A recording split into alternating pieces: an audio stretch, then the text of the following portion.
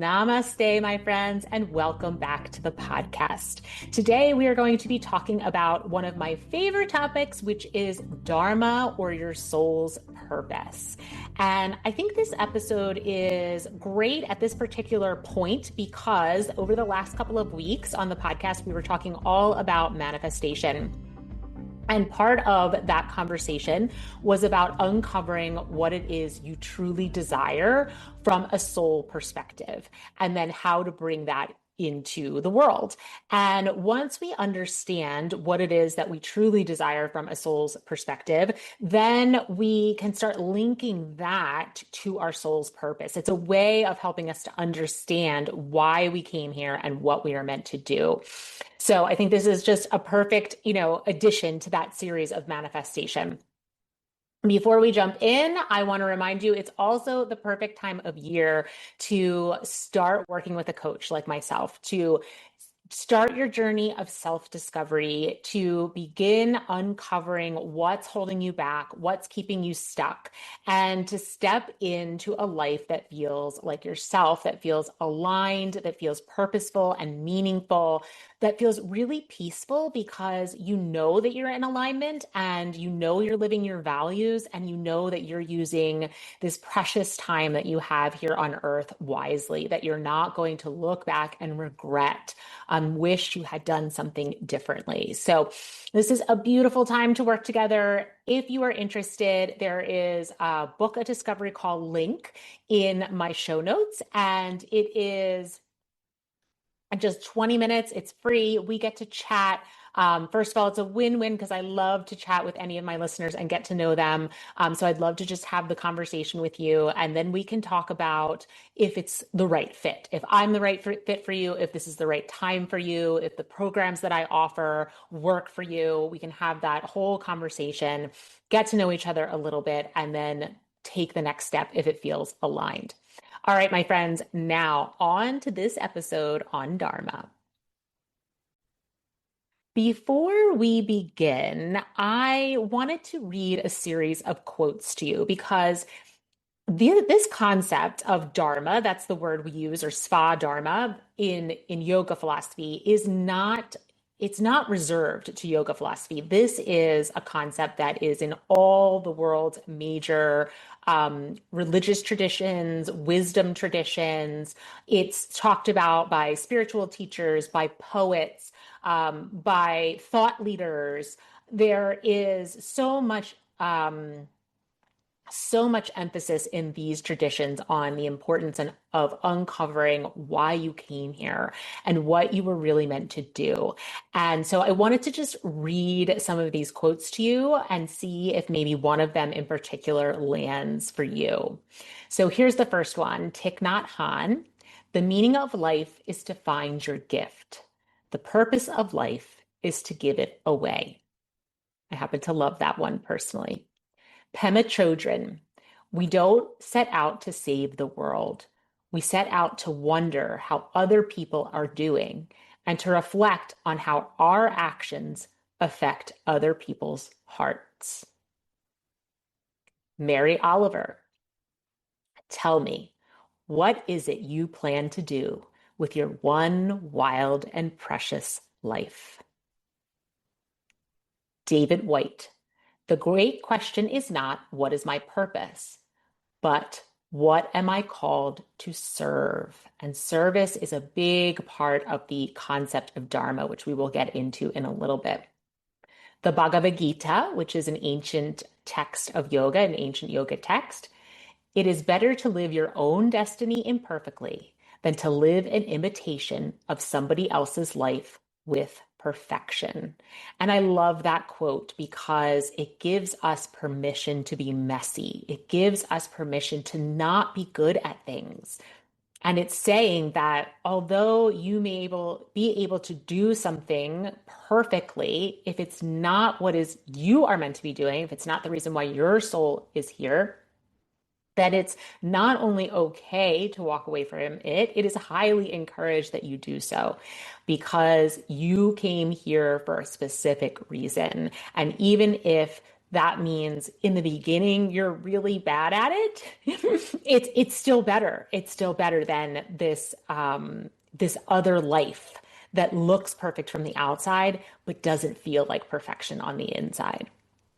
Howard Thurman, don't ask what the world needs. Ask what makes you come alive and go do it. Because what the world needs is people who have come alive. Another great quote. I love this quote. It also speaks directly to the concept of dharma because when we're talking about dharma, we are not only talking about serving others, we're talking about actually serving ourselves first. We are finding that thing that makes us come alive, finding that thing that makes us feel deeply in alignment with our soul. And then from that place, we are serving the world. And this last one is by a yogi, Paramahansa Yogananda.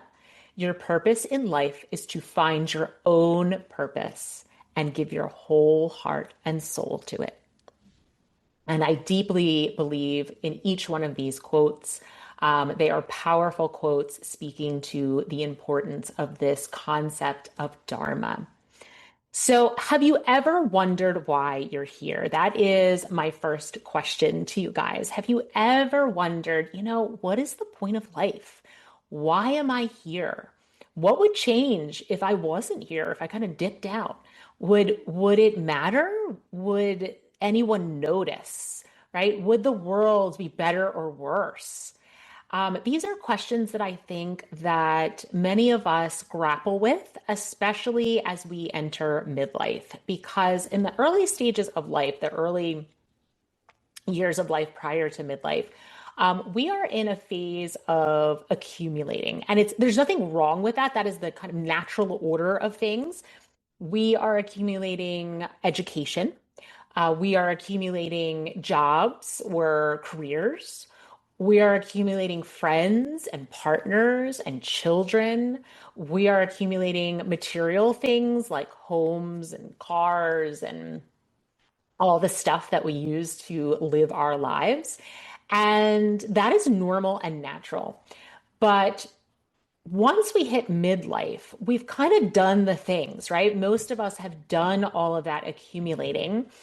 And additional accumulating really doesn't bring us any additional life satisfaction. It doesn't fill this desire for meaning and purpose in our lives. And we start to feel that. That's why in midlife, many women, well, women, yes, but people in general, men and women, start to feel a little blah. They start to feel unfulfilled. They start asking this question, why am I really here? What's the point of life? How do I want to use this time? How do I want to use this second half of my life? Because I realized how quickly the first half went. And the answer is really never, if you're truly in touch with your soul, to accumulate more things. It is to give back. It is to be in service. It is to help make this world a better place. That is where our hearts tend to travel during this midlife stage. And it's a beautiful time to do so because along the way of accumulating all the things that I mentioned, we also accumulated hard won wisdom, right? We are not new kids on the block, right? We have learned lessons, big, important lessons that we can now share with the generation coming up behind us or with our own generation or the generation above us who just missed the lessons along the way, right? Because not everyone transmutes suffering into lessons, right? That's a skill, learning how to take your suffering and transmute it into evolution and discovery and making your life and better and expanding your soul, right? That's a process that we have to learn. So if you've done that in one or more ways, then you have so much to give back to this world and such an important role to play in making this world a better place. And we've talked about the arrival fallacy in previous episodes, but just to give you a recap on that, basically what that means is that we think that by getting to a certain place, we'll eventually be happy.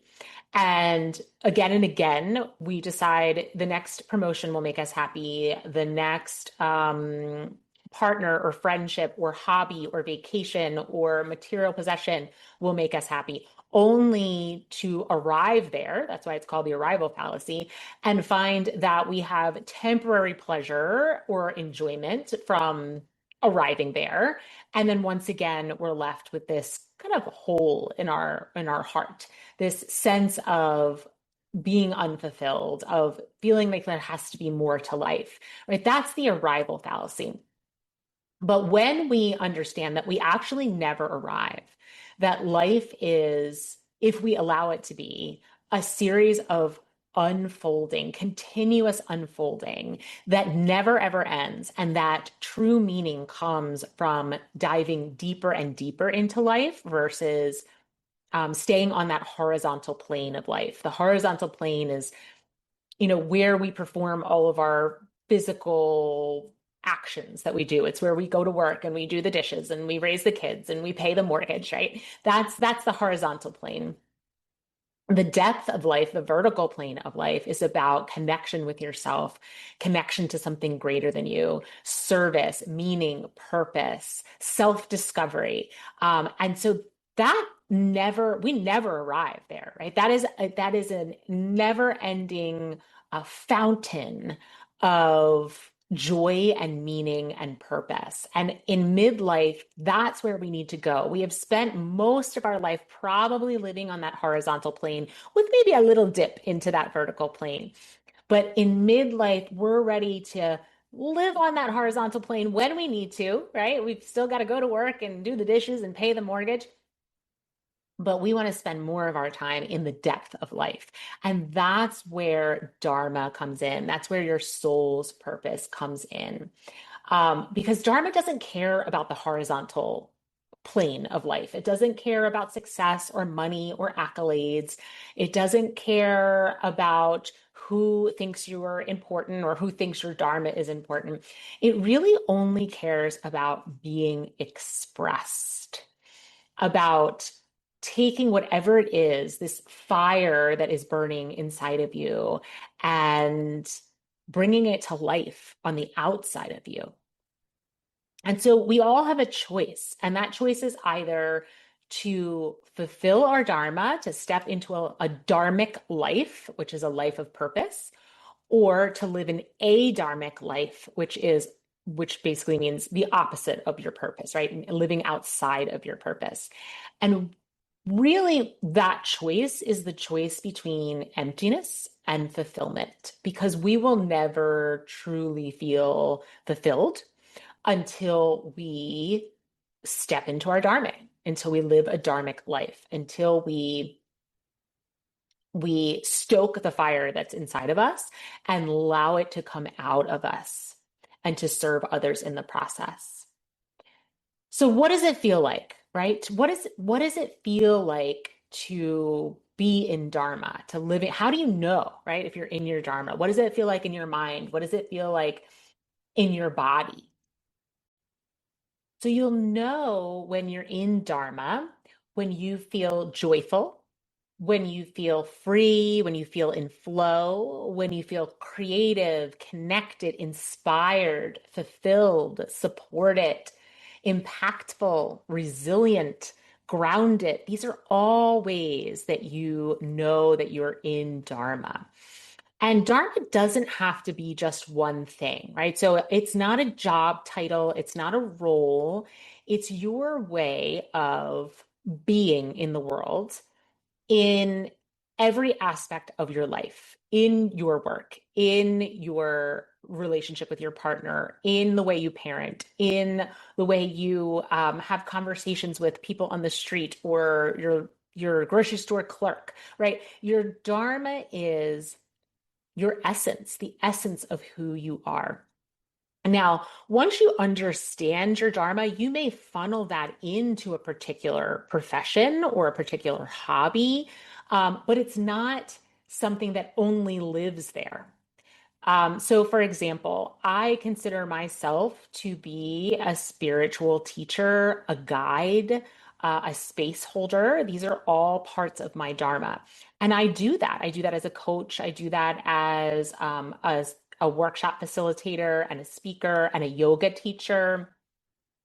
But I also do it as a parent, and I also do it as a friend, and I also do it with strangers, right? I do it, it may look a little different, right? The way that it is expressed may come out a little different based on the situation that I'm in. But at my essence, at my soul's level, at the heart of me, I am a teacher and I am a guide. And the way in which I express that changes based on what I'm doing, but it's always there. It never leaves me, and it never has left me. I have been a teacher and a guide for as long as I can possibly remember. I was that as a nurse. I was that as a high school teacher many, many years ago. I was that even as before I ever had a profession with my friends, amongst my friend group. I am that as a parent. That's who I am at my essence. And the more I can learn to lean into that, to understand that's who I am and why I came here and what I am meant to do, the more I can refine it, and it can become even more potent. Because that's the thing about Dharma. We all come into this world with a particular Dharma, and it never leaves us. It stays with us throughout this lifetime.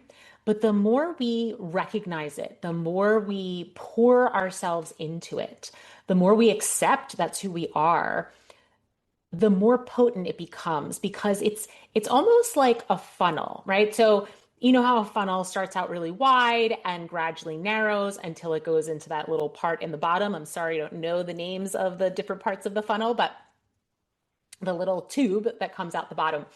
And that's what we're doing when we're living a dharmic life.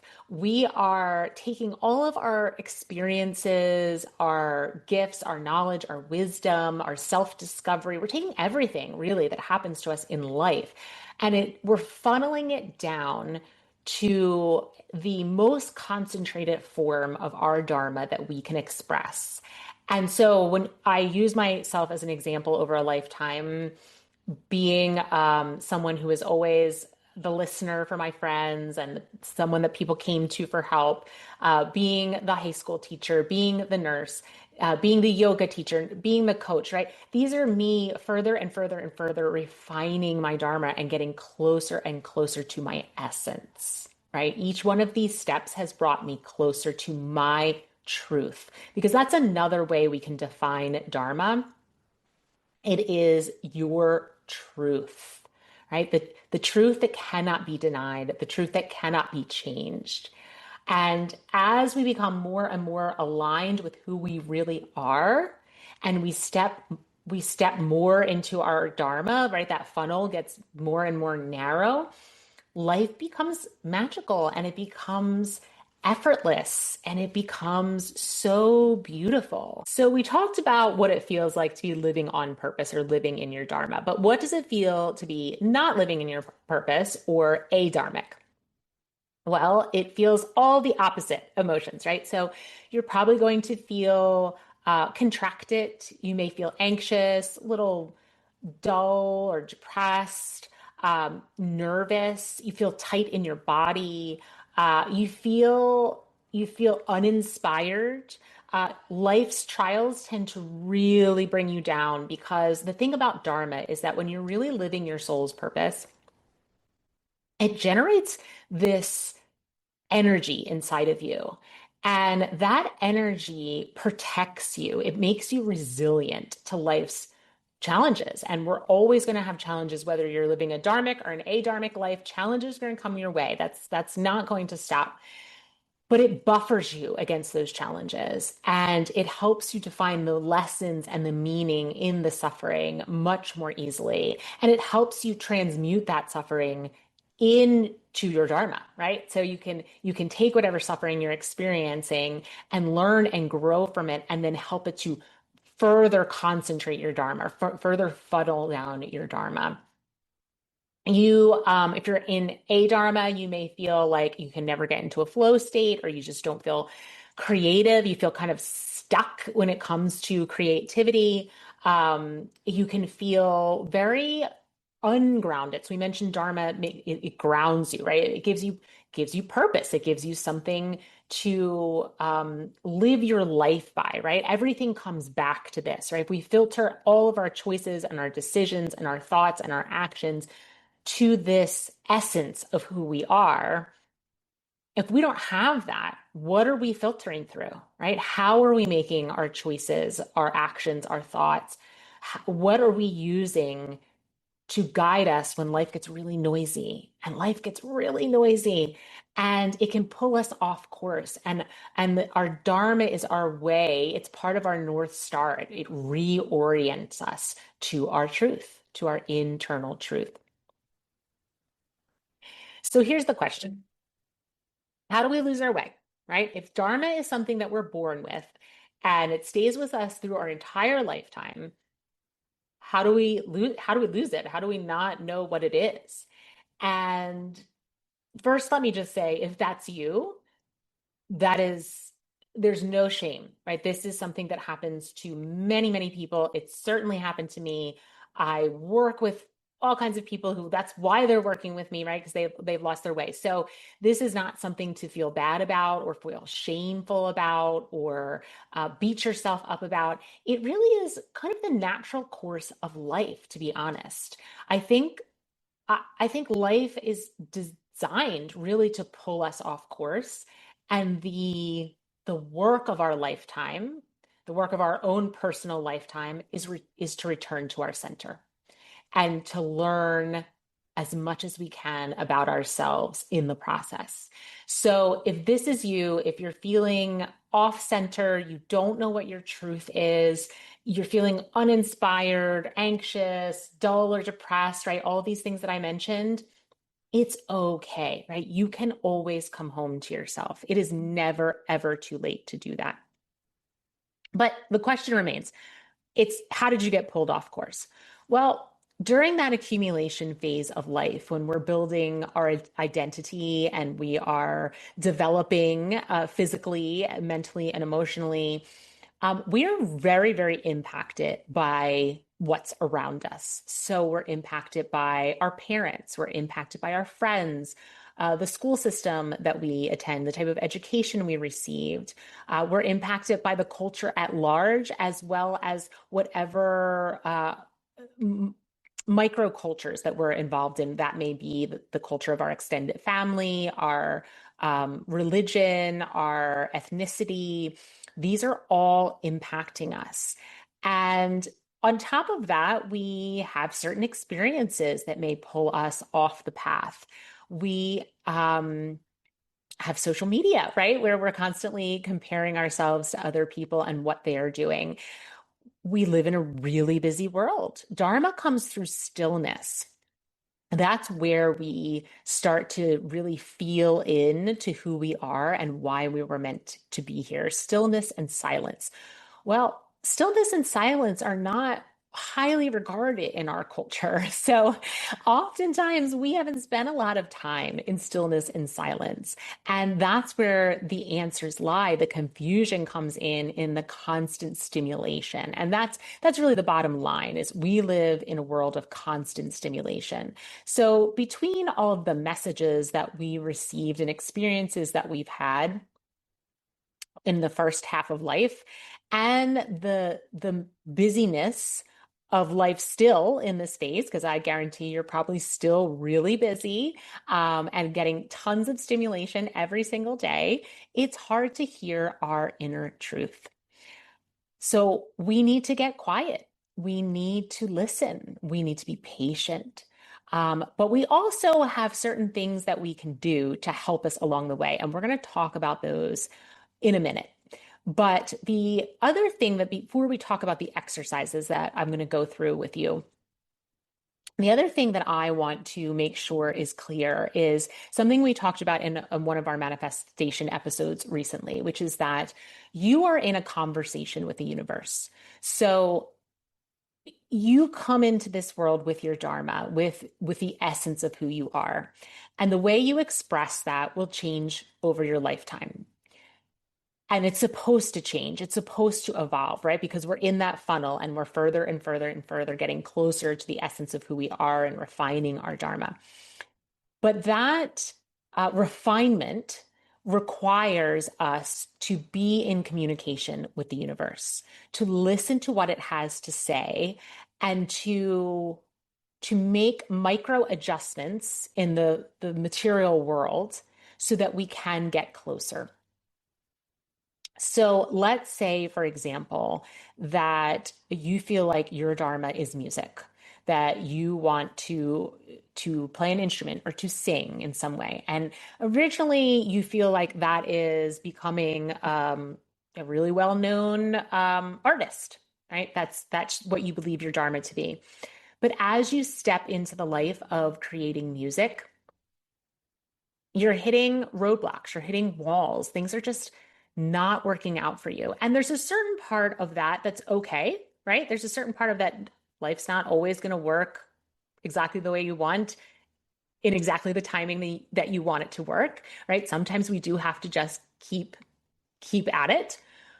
But when you're hitting those roadblocks, those walls, that's your moment, that's your opportunity to turn inward and to listen and to decide if is this still the right path for me? Is this still my truth, right? Is it still the way I'm meant to express my truth? Maybe the answer is yes, and you keep moving in that direction. But maybe it's a tiny refinement. Maybe it's where you're sending your music to. Maybe it's how you're recording, the type of music you're recording. Maybe it's, you know what? Maybe I'm not meant to be a famous artist. Maybe I'm meant to teach music. Or maybe I'm meant to play music on a smaller scale, but to audiences who could really benefit from it.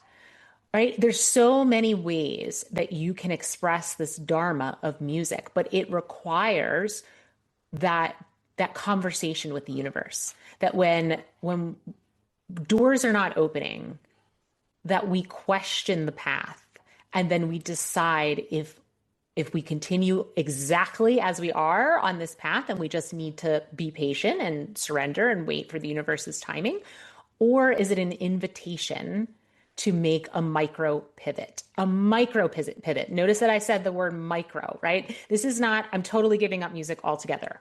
I guess it's not my dharma, it's not for me, right? Or I'm only going to play it in my living room. I'm not even going to try to go out into the world and play it, right? That's more of like it's more of like an FU to the universe, right? Oh, doors are not opening.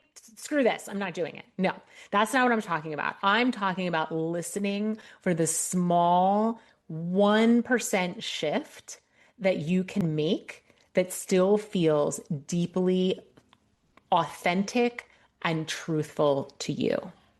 And to be open to that continuous conversation where you might need to make that micro pivot to further refine your dharma and get closer and closer to it.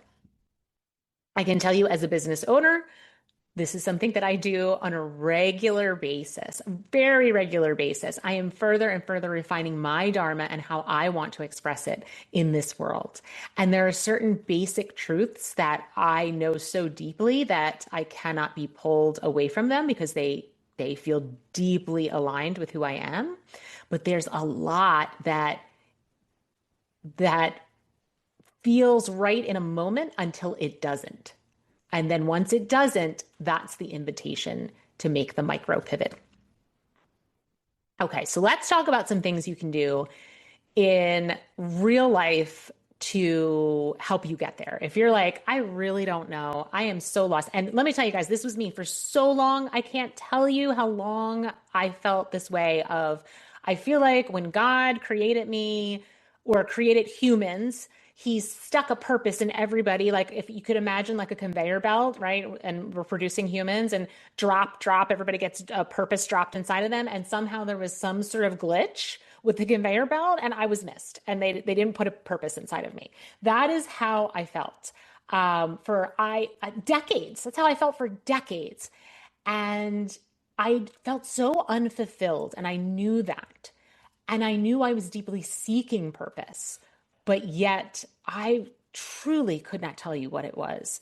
I remember saying, if I knew what it was, I would do it, right? People would say, be courageous, just, don't worry about what other people think, go out there and do it. And I would think, well, yeah, I would, except for I don't know what to do. Right? So there is no judgment here. There is no judgment. I was there for decades. So I'm telling you, if you've been there for decades, you can find your way, right? This doesn't mean that you're too old, it's over, it's not possible. You absolutely can find your way. And there are certain tools that you can use, right? So, as I mentioned, I believe my dharma is to be a teacher and a guide. And when I look back, I can see all the ways that I was a teacher and a guide. But I couldn't see that for a really long time. And that's the thing about dharma.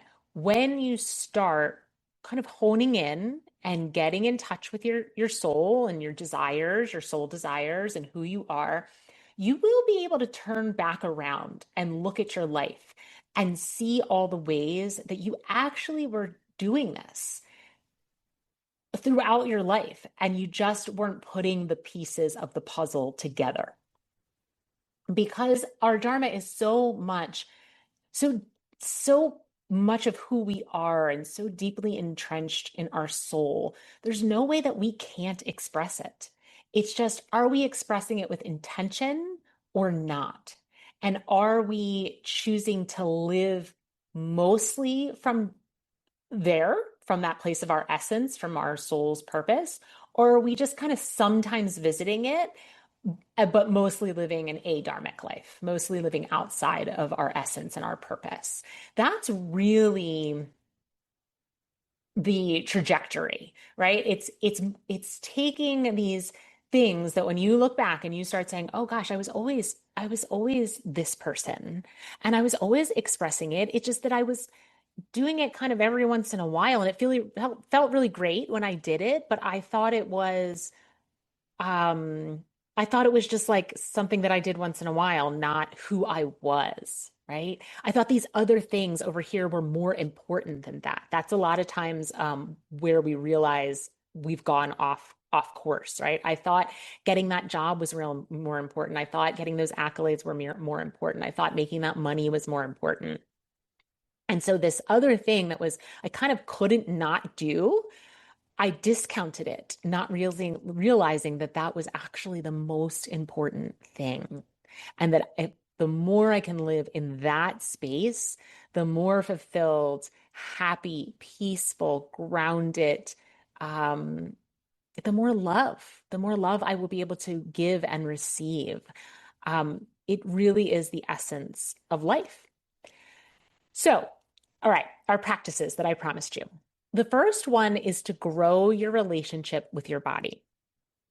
What does that mean, right? We live in our body every single day since we were born till we take our last breath, we are in our body.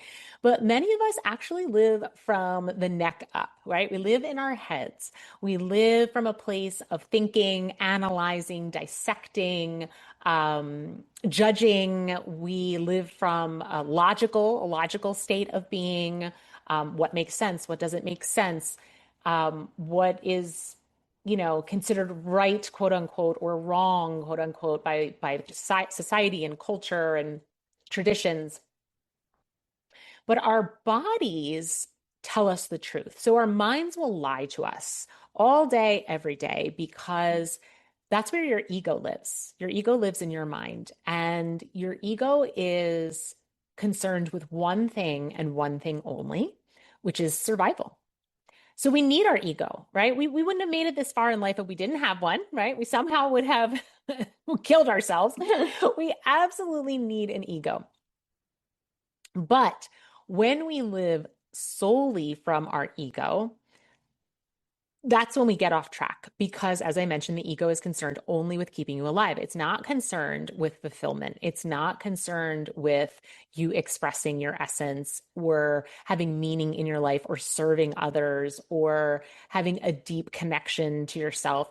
It is really, truly about me and I, me and I, me and I. What is going to keep me alive, keep me safe, both mentally, emotionally, and physically. What is going to make me look better in the eyes of others? What is going to make me feel better, right? What's going to fulfill my desires from a physical state, meaning, not being hungry, not being too hot or too cold, physically uncomfortable in some way. What's going to be pleasurable to my eyes and my ears and my skin, right? This is where the ego lives from. And as I mentioned, there's nothing wrong with that, right? But we have to balance that. That's the horizontal plane of life. Ego lives on the horizontal plane of life. And we have to balance that with the vertical part of life, the depth of life. And our bodies are not conditioned. They are not conditioned by society, by culture, by our previous experiences. They do not lie to us. They are truth tellers. And so when you can learn to get into your body and feel what your body is trying to tell you, understand its messages, it will go a long way towards uncovering your dharma.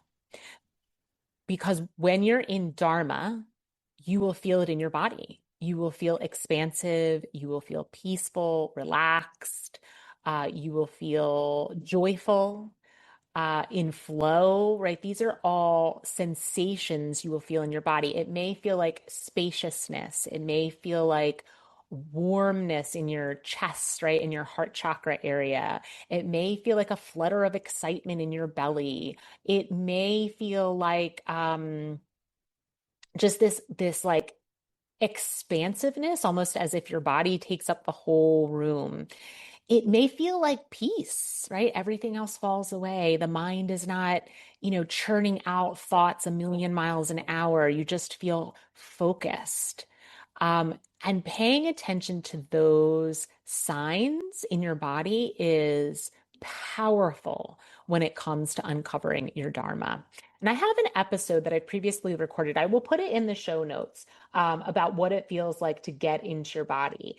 And I think I provided an exercise in there as well. So I will link that and you can listen in for more detail, more practice on how you can get into your body. But this is one reason that yoga is so powerful and why I love it. It is the asana piece of yoga, right? When you go to the yoga class, is all about getting inside of your body. Yes, you're moving, but with the intention of feeling inside your body. That's called interoception, which I actually think I have a podcast on that as well. I'm going to be linking tons of podcasts beneath this episode, in the show notes. So take a look at those. But interoception is your ability to feel inside of your body. And yoga is very powerful at doing that. And once you learn how to do it, right? Once you just become aware of all the sensations inside your body, then you get to learn, what does that sensation mean for me? And then that gives you a lot of information about what your body is trying to tell you. And remember, your body is a truth teller. Your mind lies, your body tells you the truth. Okay, so that's number one. Number two, archetypes. Archetypes are a fabulous way for you to get in touch with your dharma. So what is an archetype? Archetypes are energetic lenses. They manifest as particular themes or stories in your life. They often lie dormant until a situation triggers them. And knowing the ones that lie within us give us clues to our dharmic path. So this could be, we can think of this in terms of looking towards historical figures, real life people, either living or deceased, fictional or mythological characters, gods, goddesses, even animals. And we look at the characteristics that feel like us, that we're drawn to, okay? Because you're going to be drawn to characteristics that represent who you are. So when you think about someone, some person, or god or goddess, or character or animal that you are really drawn to, start asking yourself, why am I drawn? Why am I drawn to them? So I've mentioned on many episodes, previously that I grew up in the era of the Oprah Winfrey Show. I watched it my entire childhood up and through my adulthood. I think I was a mother by the time she went off the air, and I think I started watching her when I was like 9 or 10. So many, many years of watching Oprah, and I always credit her as being my first spiritual teacher when I didn't even know what one of those was. And I felt so pulled to her. And she is an archetype for me, right? She is a teacher. She is a guide. She is very spiritual. She is a strong woman who balanced her fire with her heart, right? She had great balance of fire and heart, or striya and sukha, which is how we say it in yoga. Um, and I just was so, so pulled towards her. And that's why, right? So that's just an example. Maybe you can journal for yourself. Who have you been really pulled towards in your life? Who do you feel this magnetic connection with, even if you have never met them? And what is it about them that makes you feel that way? Those are clues to the archetypes that live within you. And you don't have to have just one, right? You can have multiple archetypes. A lot of times we'll have a dominant one, kind of a dominant and a subdominant. But you can have as many as you want, right? But you will often find that you have, particular things that you lean towards. And it's a great information for you on this journey. Okay, number 3. Follow the path of fascination. What does that mean? That means anything that fascinates you. What does fascinate mean when I say fascinate? That thing that you just can't stop reading about, can't stop watching, can't stop listening to, can't stop talking about, can't stop doing, right? That's your path of fascination. And you just want to know more and more. You want to experience more and more. You want to get better and better, right? This is your path of fascination. And it is a huge clue as to where you are meant to be or what you are meant to be doing in this world, to your dharmic path. And here's the thing that I need to say about it. It doesn't always make sense. In fact, often it doesn't make sense. And that's okay, right? You still want to follow it. You don't have to worry about what other people are going to think about doing it, if it's going to make you money, if you'll ever be good at it, if it costs money, right? Not even just make money, does it cost money? I don't care what the concern is. I don't care what that negative voice in your head, the one that lies to you all day long, says to you about it. Ignore it. Ignore it and follow your path of fascination. At some point, it will become clear to you why this is your path of fascination. And it may not even be the thing that you are currently fascinated by. This current fascination could lead you to something else that you're like, oh, ding, ding, ding, this is it. This is where I was going all along, but I needed to first follow that other path to reach here. Right? This path took me to where I was meant to be. There are really truly an infinite number of ways that following your path of fascination can land you in your dharma. And the thing that I want to emphasize is that you don't need to know, right? You don't need to know how you're going to get there or when you're going to get there or if you're going to get there. Just follow it.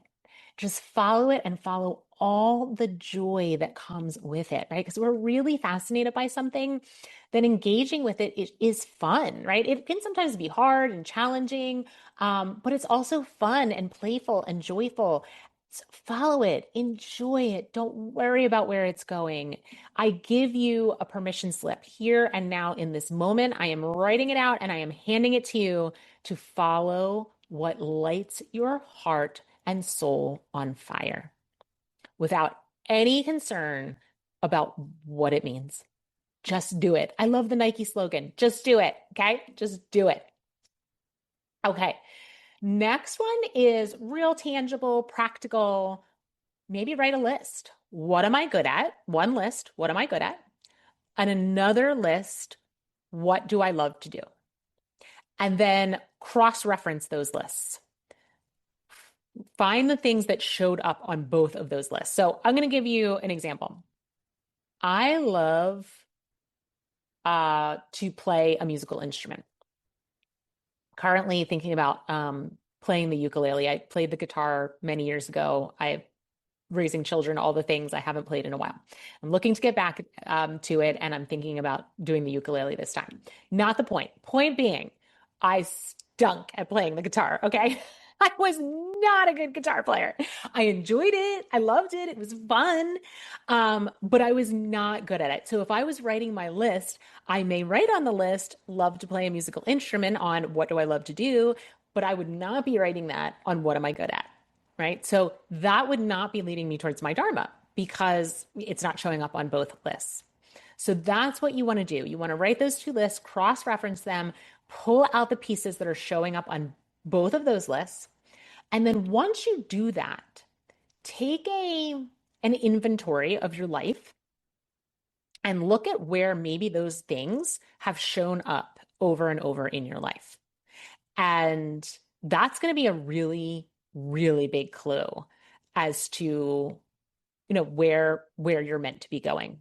And I would add that you have to be fascinated by it, right? So this going back to this path of fascination. So what are you good at? What do you love? And are you still fascinated by it, right? Because we can be fascinated by something for a while and then it loses its luster for us, right? Just different phases and stages of life.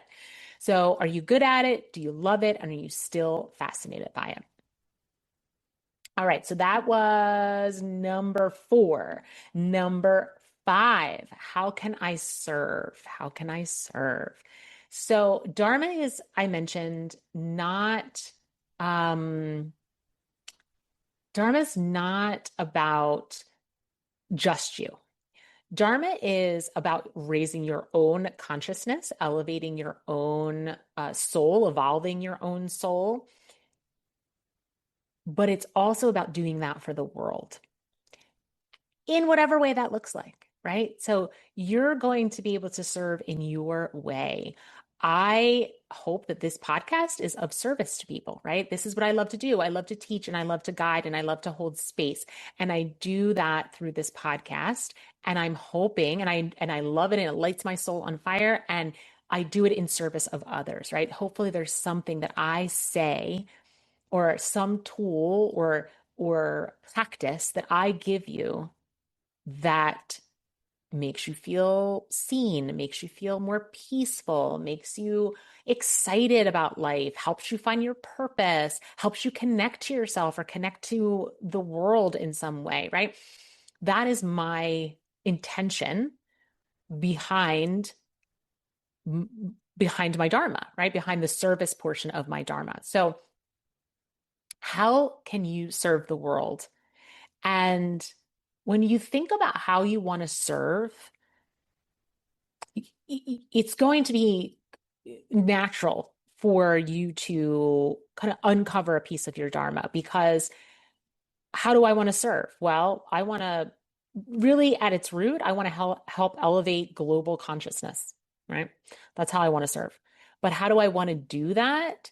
Well, I'm a teacher and a guide. So I want to do that by teaching and guiding, right? So those are the questions that you're asking yourself. Are you a storyteller? Do you like to build things? Are you a caretaker? Are you a rebel or a disruptive, right? One of those people who's like always questioning the norm, right? Always wanting to like poke the bear, right? Is that you? That's my husband. Rebel, disruptive, right? Disruptor. These people are fantastic. We need them in the world. Are you a protector? Do you find yourself always wanting to protect the underdog and make sure that no one's getting harmed in any way? Are you an artist, right? Someone who likes to create? Do you feel like you're a healer? Someone who loves to help heal people, maybe physically, emotionally, spiritually. Are you a seeker? Someone who wants to know the deeper meaning to life's questions. I am definitely a seeker. And in my seeking, right, in this path of fascination that I follow of deeper and deeper layers of ancient wisdom and self-discovery, I take what I learn and I teach you guys about it and I guide my clients to a better life with it. Right? That's part of my service. That's how I serve. So, what kind of person are you? How do you want to serve? Asking that question is really, really powerful. And here we go. We made it there. Number 6, deathbed confessions is what I call them. So I want you to take a moment and if you're, if you're doing something where you can't, then pause and come back because I'm going to have you kind of close your eyes and we're going to have a little visualization here.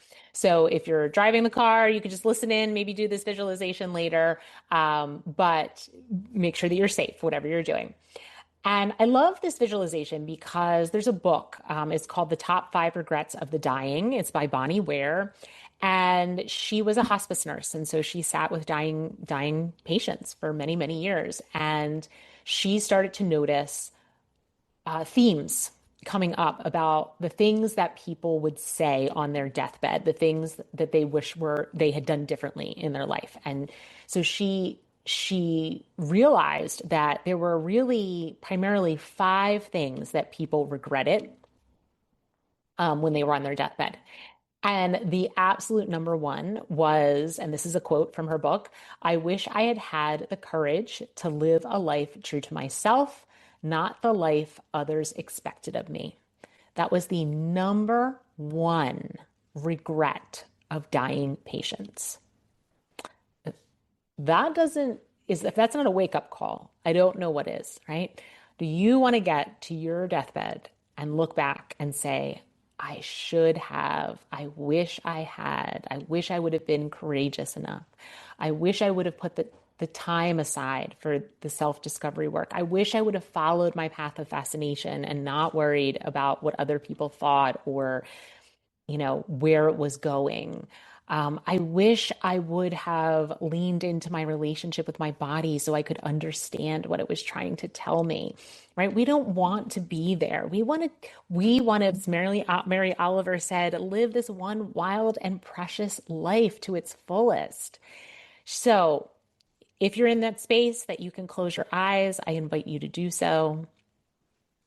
And I want you to imagine yourself very old, very, very old. Okay. You're in your 90s, you're 100, right? You've lived this long and beautiful life. And you are laying in bed and you know your time is coming. And you are surrounded by your loved ones, right? The people who care about you the most in this world.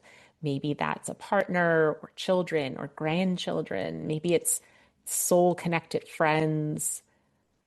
Just those people have nothing but love in their hearts for you and who have been there to witness your journey, to see you move through this life.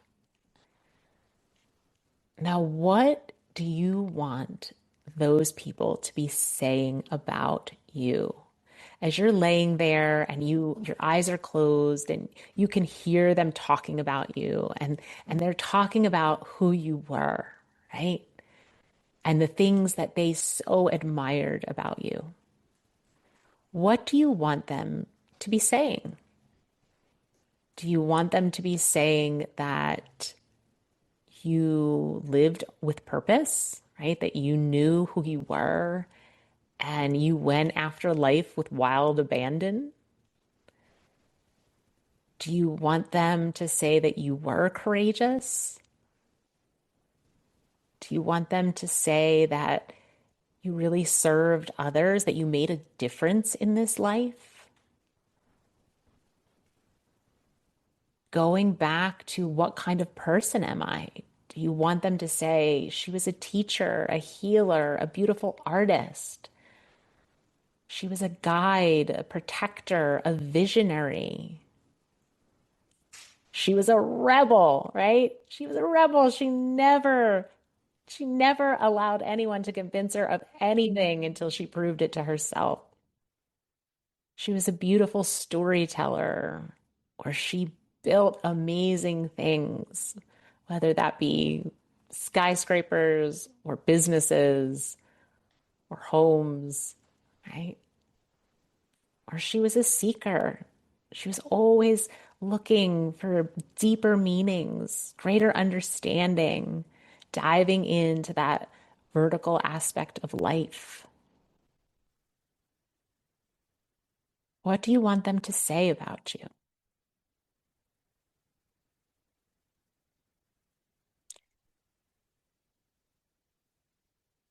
The answers to those questions is going to give you a lot of guidance on this path.